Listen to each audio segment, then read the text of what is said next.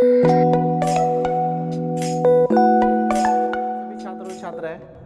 चलिए, आज शनिवार है। आप लोगों को पता है कि शनिवार में हम आप लोगों के लिए PCSJ से संबंधित जो भी हमारे एग्ज़ाम हैं उन सब के लिए हम क्लास लेकर आते हैं आपको।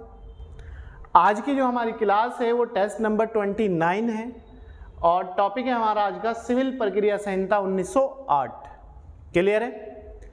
तो आप लोगों ने इससे पहले जो भी हमारे टेस्ट हो चुके हैं, 28 टेस्ट हो चुके हैं, हमें पूरी उम्मीद है कि आप लोगों ने वो सब पढ़ लिए होंगे। अगर अभी तक आपने वो सब नहीं पढ़े हैं तो आप एक बार उन टेस्टों का रिवाइज कर लें।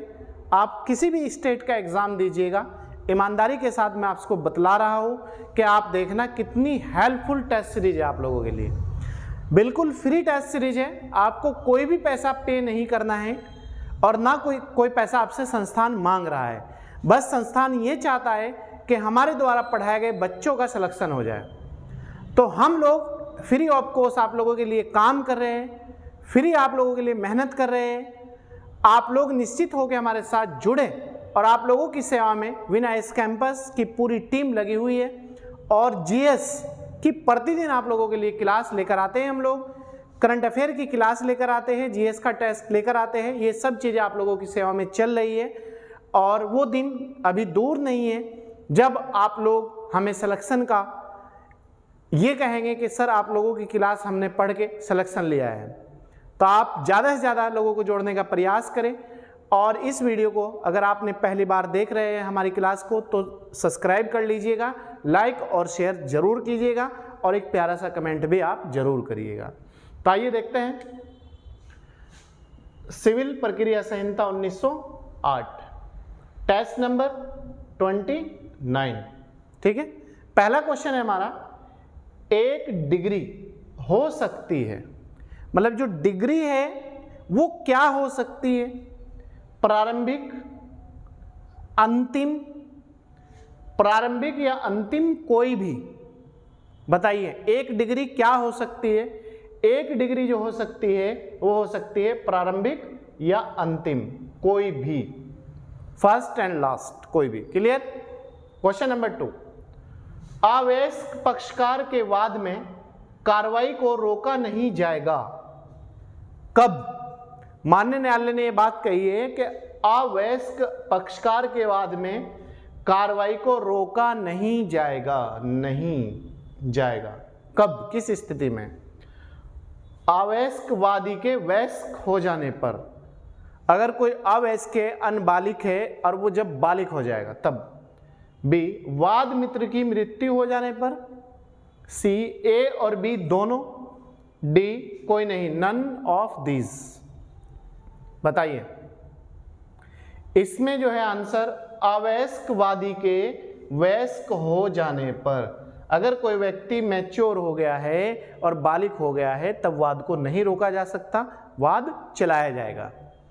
क्वेश्चन नंबर 3, 20 लाख रुपये मूल्य के वाद को आरंभिक अधिकारिता वाले किस न्यायालय में संस्थित किया जाएगा? अगर कोई 20 लाख रुपए तक का वाद है तो उसे आरंभिक अधिकारिता वाले किस न्यायालय में लाया जाएगा? ए ऑप्शन, उच्च न्यायालय में। बी, सिविल जज कनिष्ठ संवर्ग के न्यायालय में। सी, जिला न्यायाधीश के न्यायालय में। डी, कोई नहीं, नन ऑफ दीज। बताइए 20 लाख रुपए तक के मूल्य के वाद को कहां पर लाया जा सकता है?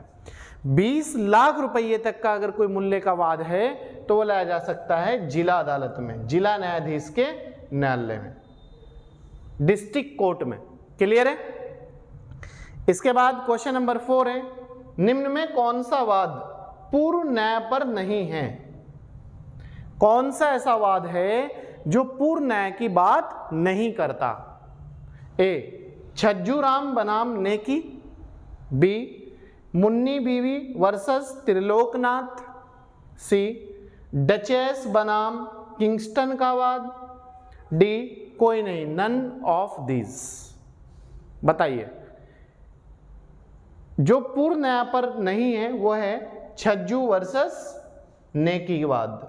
ये पूर्ण न्याय पर आधारित वाद नहीं है। क्लियर है?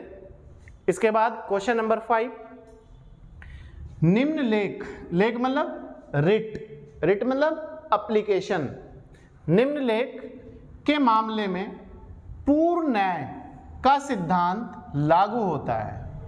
मतलब कौन सी ऐसी रिट है, कौन सी ऐसी एप्लीकेशन है जिस पर पूर्ण न्याय का सिद्धांत लागू होता है। आर्टिकल 32 के तहत हम मानने हाई कोर्ट और सुप्रीम कोर्ट में जाते हैं अपने मौलिक अधिकारों की रक्षा के लिए, तो उसमें पूर्ण न्याय का सिद्धांत किस रिट में जारी होता है या लागू होता है? उत्प्रेक्षण में, बी बंदी प्रत्यक्षीकरण में, सी परमादेश में, डी अधिकार परीक्षा में। बताइए, पूर्ण न्याय का जो सिद्धांत लागू होता है वो होता है बंदी प्रत्यक्षीकरण में। बंदी प्रत्यक्षीकरण मतलब बंदी बनाए गए व्यक्ति को आपने किस आधार पर गिरफ्तार किया है, क्या दोष था इसका, क्या कारण था, ये माननीय न्यायालय पूछता है। क्वेश्चन नंबर 6, पूर्ण न्याय का सिद्धांत, पूर्ण न्याय का सिद्धांत क्या है? ए वाद एवं निष्पादन कार्रवाई दोनों पर लागू होता है, मतलब वाद पर भी लागू होगा और निष्पादन कार्रवाई पे भी लागू होगा। बी ऑप्शन केवल वाद पर लागू होगा, सी ऑप्शन केवल निष्पादन कार्रवाई पर लागू होगा। बताइए, वेरी गुड।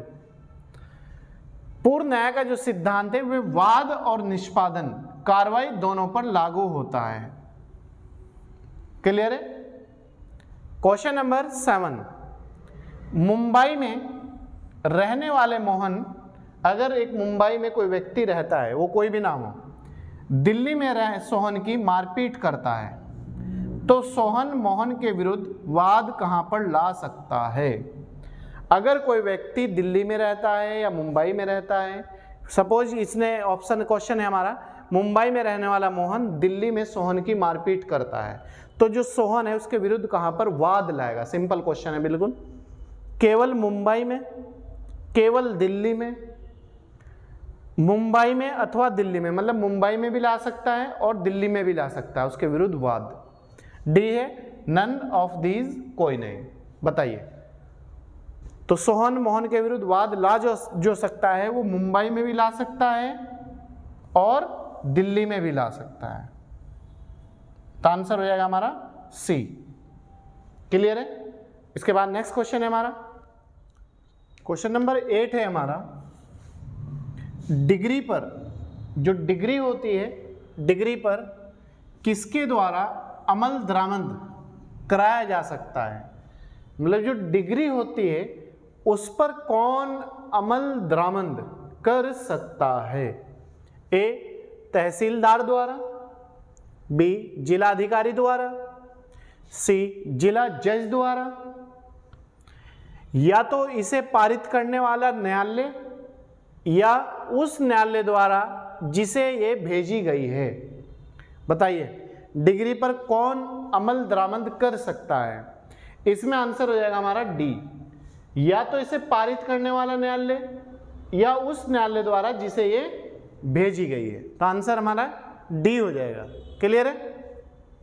क्वेश्चन नंबर 9, दीवानी प्रक्रिया संहिता का कौन सा प्रावधान विधिक प्रतिनिधि के विरुद्ध डिग्री के परिवर्तन की बात करता है? बताइए, दीवानी प्रक्रिया संहिता का कौन सा प्रावधान विधिक प्रतिनिधि के विरुद्ध डिग्री के परिवर्तन की बात करता है? किसके? विधिक। ए ऑप्शन किस धारा में? धारा 50, बी ऑप्शन धारा 51, धारा 55। बताइए, दीवानी प्रक्रिया संहिता का कौन सा प्रावधान विधि प्रतिनिधि के विरुद्ध डिग्री के परिवर्तन की बात करता है? बताइए, ये बात करता है धारा 50। धारा 50 में इस चीजों का उल्लेख किया गया है। क्वेश्चन नंबर 10, किसी वाद का संस्थित किया जाना किस धारा में है? संस्थित वाद लाया जा सकता है, नहीं लाया जा सकता है, कैसे लाया जाएगा, कैसे नहीं लाया जाएगा, इन सब बातों का जो उल्लेख है वो किस धारा में है? धारा 23, धारा 24, धारा 26, धारा 7। बताइए, वेरी गुड। किसी वाद का संस्थित किया जाना, जो उल्लेख है वो है धारा 26 में, धारा 26 में उल्लेख किया गया है इसका। क्लियर? क्वेश्चन नंबर 11, सिविल प्रक्रिया संहिता की धारा 115 किस बात के बारे में प्रावधान करती है, या किस चीज का उल्लेख करती है, या धारा 115 में किस बात का उल्लेख किया गया है? निर्देश का, बी पुनर्विलोकन का, सी उच्चतम न्यायालय को अपील का, डी पुनरीक्षण का। बताइए, धारा 115 में क्या प्रावधान किया गया है? धारा 115 में जो प्रावधान किया गया है वो है पुनरीक्षण का प्रावधान। तो आंसर हो जाएगा हमारा डी। क्वेश्चन नंबर 12, कोई व्यक्ति विदेशी राज्य पर वाद ला सकता है। कोई व्यक्ति विदेशी राज्य पर जो वाद ला सकता है वो कैसे और कब ला सकता है? ए, केवल केंद्र सरकार की अनुमति मिलने पर या सहमति से या अनुमति लेने पर, राज्य सरकार की सहमति से, सी ए और बी दोनों की सहमति से, मतलब सेंट्रल गवर्नमेंट की भी अनुमति लेनी पड़ेगी और स्टेट गवर्नमेंट की भी अनुमति लेनी पड़ेगी। आप याद रखना, कोई भी व्यक्ति विदेशी राज्य पर जो वाद ला सकता है वो केंद्र सरकार की सहमति से ही ला सकता है, सेंट्रल गवर्नमेंट की अनुमति। क्लियर है? राज्य का कोई इंटरफेयर नहीं है। क्वेश्चन नंबर 13, निम्न धाराओं में कौन सी धारा सिविल प्रक्रिया संहिता संशोधन अधिनियम, कौन सी धारा सिविल प्रक्रिया संशोधन अधिनियम 1999 द्वारा जोड़ी गई थी? बताइए। ए ऑप्शन धारा 87, धारा 88, धारा 89। बताइए, वेरी गुड। ये जोड़ी गई थी धारा 89, 1999 में सिविल प्रक्रिया संशोधन अधिनियम के तहत धारा 89 जोड़ी गई थी। क्वेश्चन नंबर 14, निम्न में कौन सा द्वितीय अपीलीय पर एक वाद है? द्वितीय अपील पर एक वाद है, मतलब द्वितीय अपील की जो सुनवाई हुई थी किस वाद में हुई थी? मदनलाल वर्सेस या बनाम कृष्ण, बी सुधीर जी अंगूर वर्सेस एम संजीव, सी शिवदान सिंह वर्सेस दरियाव कुंवर। बताइए, द्वितीय अपील पर एक कौन सा वाद है? द्वितीय अपील पर जो वाद है वो है मदनलाल वर्सेस कृष्ण। ठीक है, इसके बाद नेक्स्ट क्वेश्चन है हमारा, क्वेश्चन नंबर 15 है हमारा, कैविएट के अवसान के बाद, मतलब अवसान मतलब कितने समय के बाद प्रवर्त नहीं रहेगा, मतलब जो कैविएट होता है उसकी वैलिडिटी कितने समय की होती है, उसके बाद वो स्वतः ही समाप्त हो जाता है। ए ऑप्शन 30 दिन, 60 दिन, सी 90 दिन, डी कहीं ये ऑप्शन आता है 120 दिन। तो आप याद रखना 30, 60, 90। तो इसमें जो कैविएट की वैलिडिटी होती है, जो लागू रहता है वो 90 दिन तक लागू रहता है, 3 महीने, 3 माह। ठीक है। क्वेश्चन नंबर 16, अभिवचन से अभिप्राय क्या है? जो अभिवचन है उससे अभिप्राय क्या है, उसे क्या मानते हैं? केवल वाद पत्र, मतलब वाद ला सकते हैं, केवल लिखित कथन, सी वाद पत्र एवं लिखित कथन दोनों, मतलब वाद भी ला सकते हैं और लिखित रूप में भी ला सकते हैं, डी है कोई नहीं, नन ऑफ दीज। बताइए, अभिवचन का जो अभिप्राय है वो है हमारा आंसर सी, वाद पत्र एवं लिखित कथन दोनों। क्लियर है? क्वेश्चन नंबर 17, लिखित कथन का अर्थ क्या होता है? जो लिखित में हम कोई प्रूफ देते हैं, जो लिखित में हम कथन देते हैं, एविडेंस देते हैं, साक्ष्य देते हैं, उसका अभिप्राय क्या होता है या उसका अर्थ क्या होता है? वादी का दावा, मतलब कोई वादी है वो दावा कर रहा है किसी चीज में, बी वादी के दावे का प्रतिवादी द्वारा उत्तर, सी प्रतिवादी का दावा, डी कोई नहीं, नन ऑफ दीज। बताइए, वादी के दावे का प्रतिवादी द्वारा उत्तर। तो आंसर हो जाएगा हमारा बी। क्लियर है? इसके बाद क्वेश्चन नंबर 18 है हमारा, पर्शियन मालाओं पर आपत्ति केवल तभी की जा सकती है जब वे मामले में, मतलब कोई पर्शियन माला है उस पर आपत्ति तभी होगी जब वे मामले में क्या सुसंगत नहीं है, निदानात्मक है मतलब समाप्त करने योग्य है, सद्भावना पूर्वक नहीं है, डी उपरोक्त सभी अथवा इनमें से कोई नहीं। बताइए, पर्शियन मालाओं पर आपत्ति केवल तभी की जा सकती है जब वे मामले में क्या, देखो सुसंगत ना हो तब भी हो सकती है, राइट आंसर। निदानात्मक हो तब भी की जा सकती है, और सद्भावना पूर्वक नहीं है तब भी की जा सकती है। तो हमारा आंसर हो जाएगा उपरोक्त सभी अथवा इनमें से कोई एक। अगर ऑप्शन में इनमें से तीनों में से कोई एक आपको मिल रहा है तो तब भी आपत्ति हो सकती है, अगर तीनों है तो तीनों को सभी आंसर हो जाएगा। क्लियर? क्वेश्चन नंबर 19, दीवानी प्रक्रिया संहिता के आदेश 21 में जो डिग्रियां और आदेशों के निष्पादन से संबंधित हैं, दीवानी प्रक्रिया संहिता के आदेश 21 में जो डिग्रियां और आदेशों के निष्पादन से संबंधित है क्या है? 106 नियम, 102 नियम, 100 नियम। बताइए, दीवानी प्रक्रिया संहिता के आदेश 21 में जो डिग्रियां और आदेशों के निष्पादन से संबंधित है वो नियम है 106 नियम। ठीक है, आंसर हो जाएगा ए।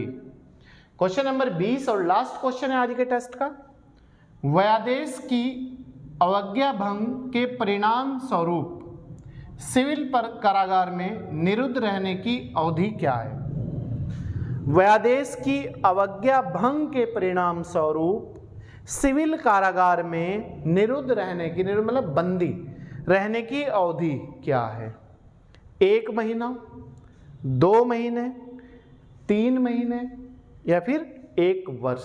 बताइए। इसकी जो अवधि है वो है 3 माह। आंसर हो जाएगा हमारा सी। क्लियर है? तो प्यारे दोस्तों और मित्रों, ये थी आज की हमारी टॉप 20 नंबर का टेस्ट सिविल प्रक्रिया संहिता 1908।